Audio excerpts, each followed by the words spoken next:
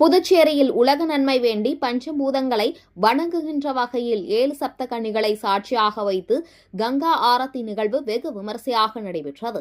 உலக நன்மை, இயற்கை சீற்றங்களில் இருந்து மக்களை பாதுகாக்கவும், மழை பொழிந்து விவசாயம் செழிக்க வேண்டி பஞ்சபூதங்களை வணங்குகின்ற வகையில் சுமங்கலி பெண்கள் தீபமேற்றி வணங்கும் கங்கா ஆரத்தி நிகழ்வு கடந்த 4 ஆண்டுகளாக நடைபெற்று வருகிறது.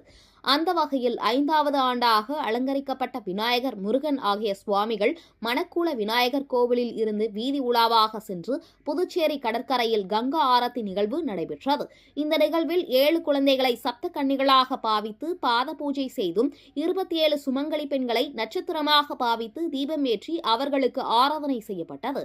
இதில் கலந்து கொண்ட சிவாச்சாரியர்கள் சிவவாதியங்கள் முழங்க சுமங்கலி பெண்களுக்கு ஆரத்தி எடுத்து பஞ்சபூதங்களை வணங்கினர்.